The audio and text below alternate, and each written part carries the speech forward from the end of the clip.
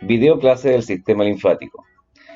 El sistema linfático es un conjunto de componentes que se encuentra paralelo a lo que es el sistema venoso, ya que tiene un recorrido desde los tejidos hacia la desembocadura directamente de las venas. Esto significa que comienza a nivel de lo que es el líquido intersticial y posee una circulación que va a desembocar en la unión de las venas, principalmente de la yugular con la subclavia. Se compone de lo que es la linfa, que es el líquido circulante. Esa linfa se encuentra formada a través de los capilares linfáticos por un proceso de paso de líquido y algunos elementos del líquido intersticial hacia los capilares linfáticos. Los capilares linfáticos forman vasos linfáticos.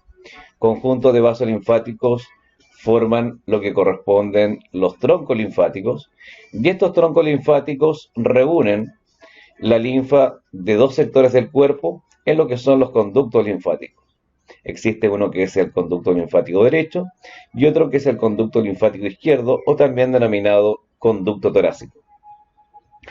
Este sistema linfático se compone de órganos linfáticos primarios y secundarios. Los órganos linfáticos primarios corresponden a la médula ósea roja y al timo, y los órganos linfáticos secundarios corresponden a los linfonodos, o antes llamados como ganglios linfáticos, al vaso, a las tonsilas y los nódulos y placas. Acá poseemos un diagrama que permite explicar cómo se forma la linfa.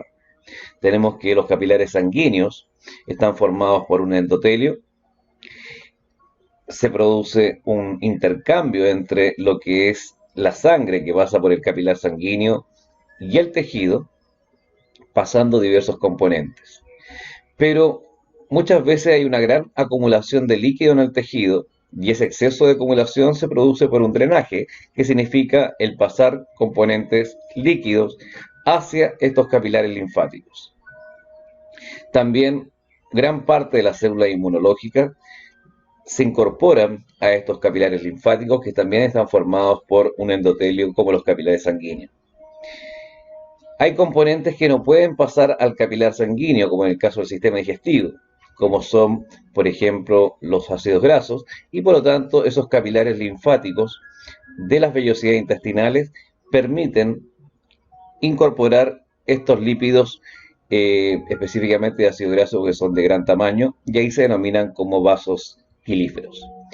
Por lo tanto, la función primordial del sistema linfático es regular la cantidad del fluido intersticial, pero también sirve por un mecanismo de transporte y un mecanismo que conduce la inmunidad. Los capilares linfáticos son vasos ciegos, es decir, poseen un extremo que es cerrado.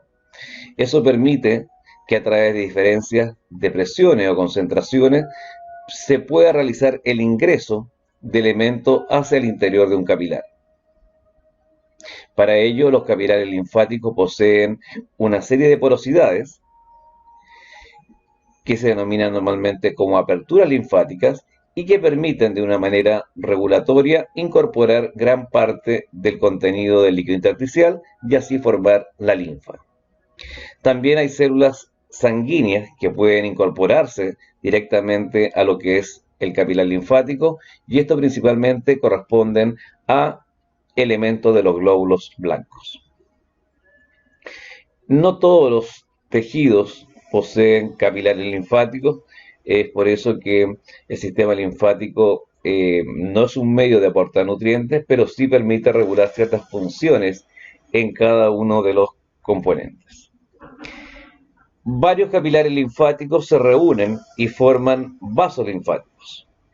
Un vaso linfático corresponde a una red, porque los capilares se ubican principalmente en relación a la red capilar.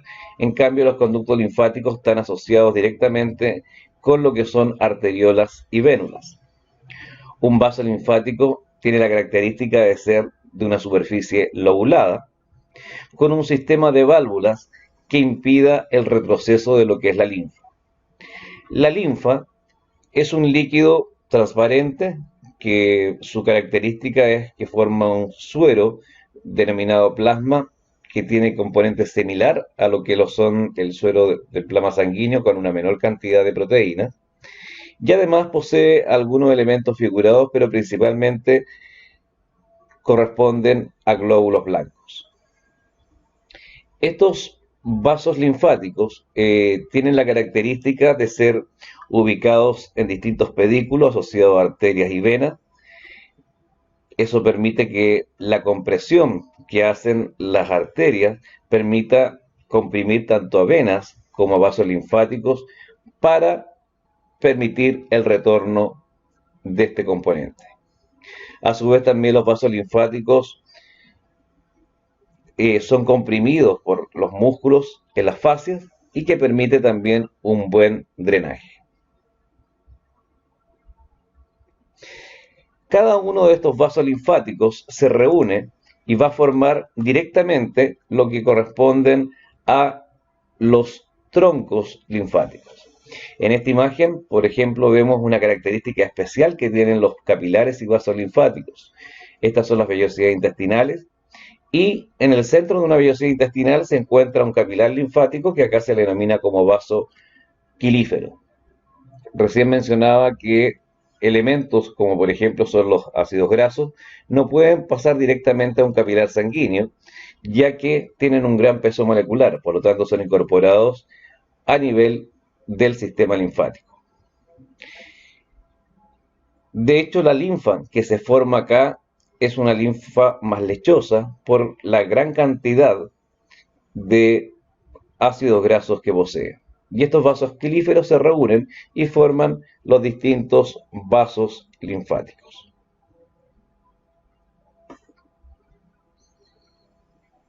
Acá en esta imagen vemos cómo los vasos linfáticos se van reuniendo y así van a formar unidades centrales que se denominan como troncos. Troncos, por ejemplo, que están a nivel inguinal, troncos que están a nivel pélvico, troncos que están a nivel abdominal, troncos que están a nivel torácico, cervical, axilar, con la finalidad de reunir esos troncos y formar lo que se denominan como los conductos linfáticos.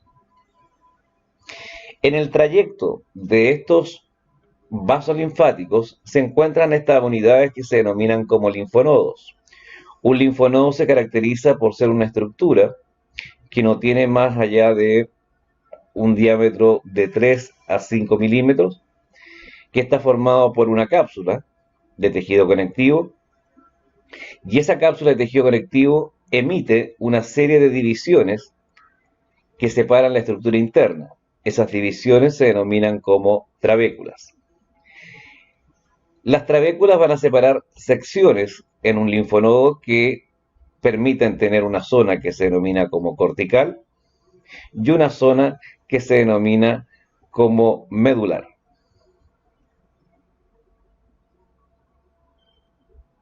En la zona cortical vamos a encontrar directamente un gran grupo de células que son de tipo linfocitaria. También hay células dendríticas que tienen capacidad fagocítica y un centro germinal que permite formar una mayor cantidad de glóbulos blancos.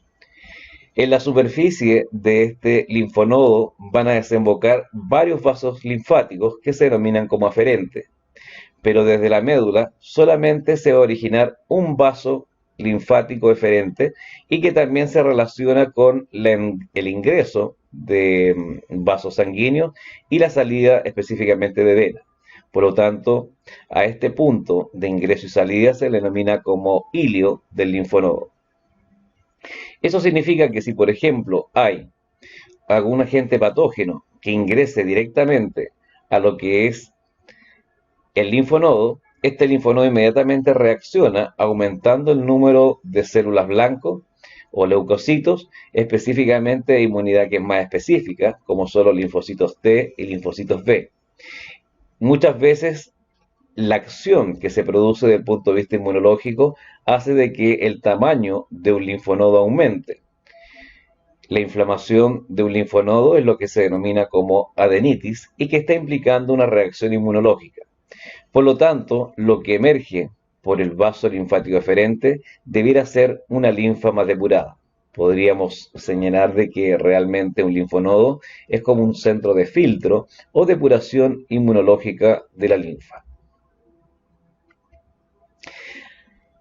Esos linfonodos van a estar en distintos trayectos de lo que es el sistema linfático. Ustedes ven acá que los linfonodos se agrupan en zonas específicas, como por ejemplo los linfonodos se ubican en los pliegues, sobre todo por ejemplo de la región poplitea, de la región inguinal o en miembros superiores de la fosa ulnar, de la región axilar, o linfonodos que se agrupan mayoritariamente cercanos a las vísceras, a nivel pélvico, abdominal, torácico, y también linfonodos que se ubican en la región subclavia, cervical y relacionados también con la región suboccipital.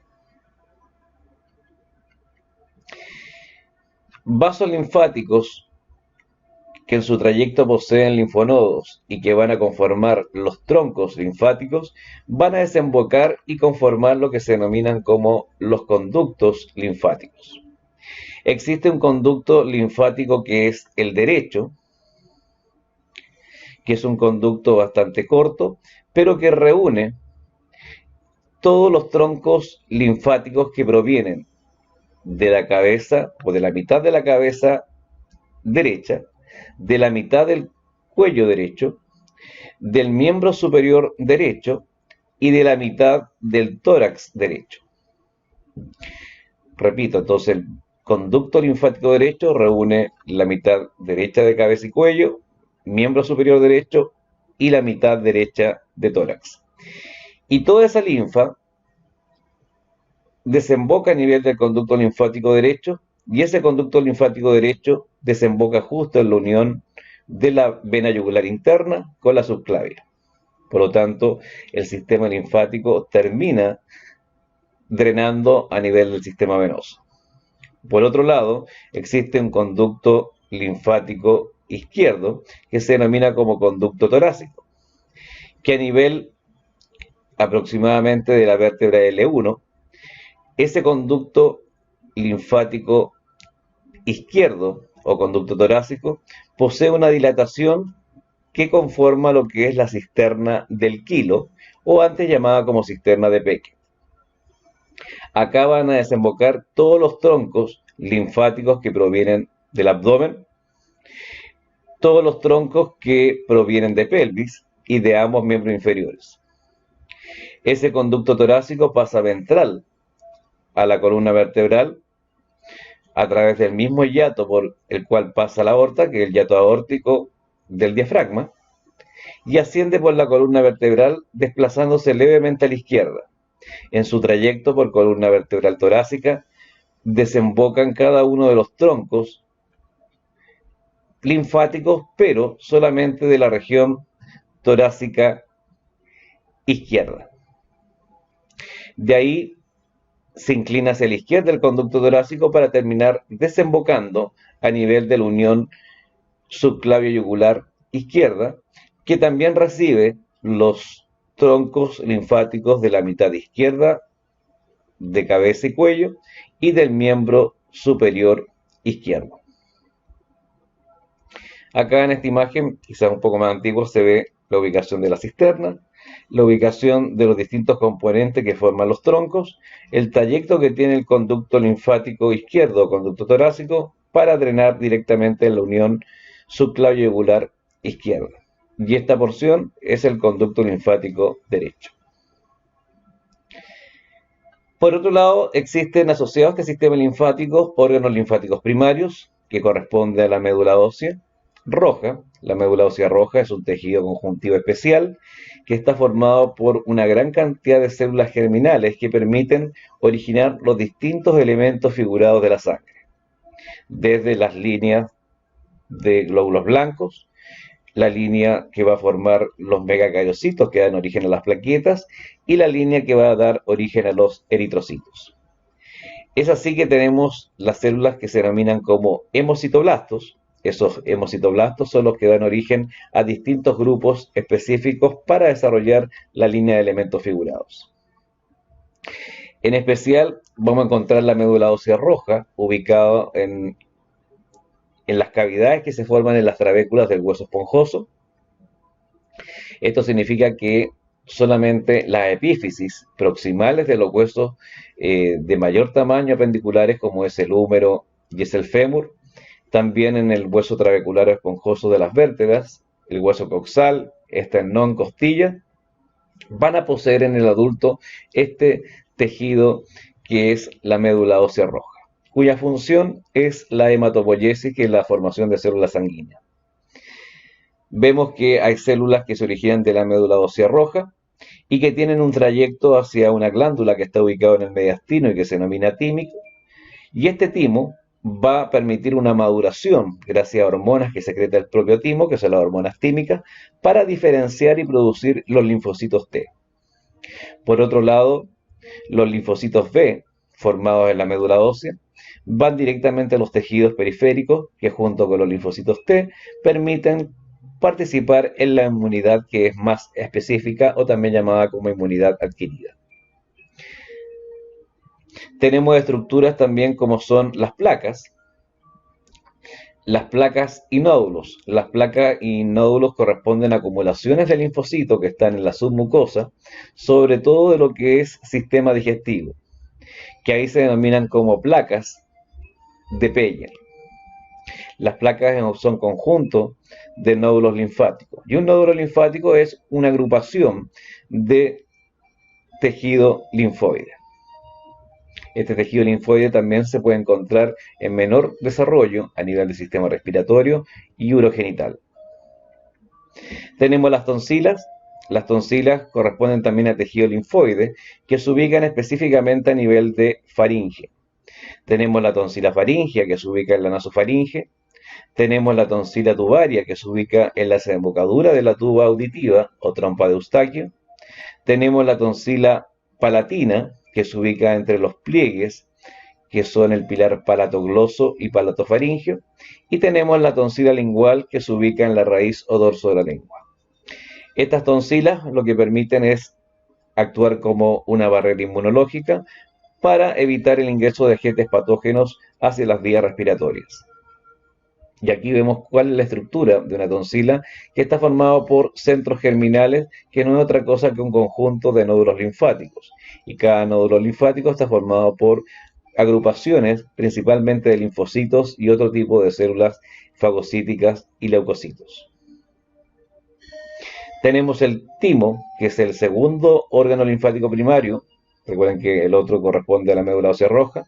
El timo es una glándula que se ubica a nivel del mediastino, específicamente en el mediastino superior. A nivel del plano glandular se compone de dos lóbulos.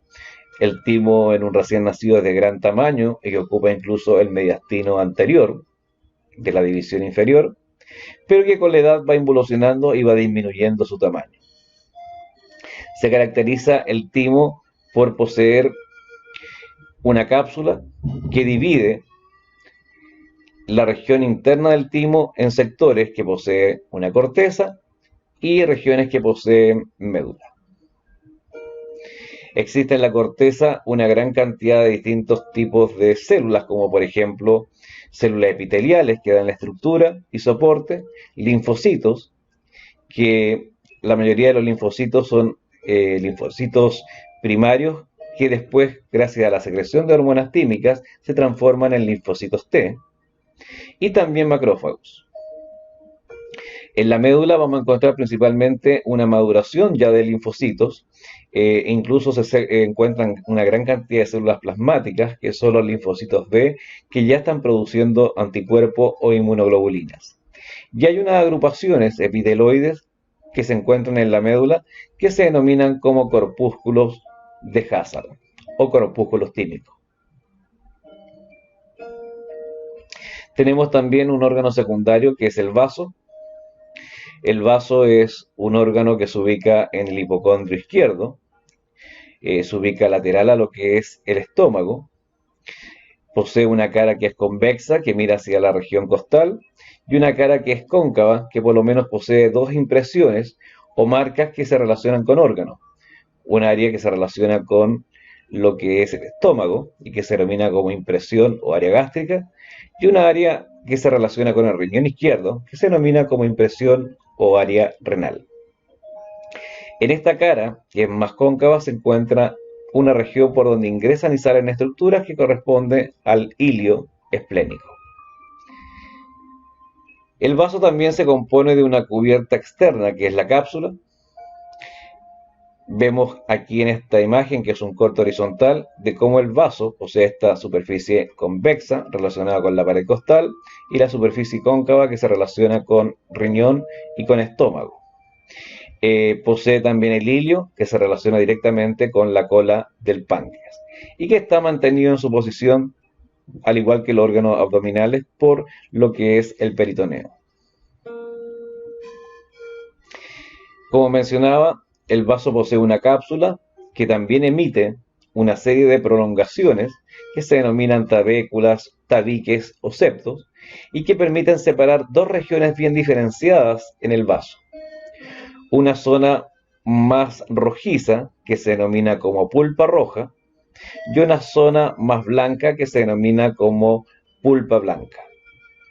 La zona rojiza está formada por capilares, que son vasos de tipo sinusoide, que de alguna forma oponen resistencia al paso de la sangre y permiten la destrucción de estos sinusoides esplénicos de los glóbulos rojos. En cambio, lo que es la pulpa blanca corresponde a conjunto de nódulos, es decir, elementos que son leucocitarios con predominancia de macrófagos y linfocitos. Entonces, el vaso en sí cumple doble función. Por alguna parte, es un reservorio de sangre en animales, pero que en nosotros tiende a realizar el mecanismo de destrucción de glóbulos rojos y además de servir un componente inmunológico.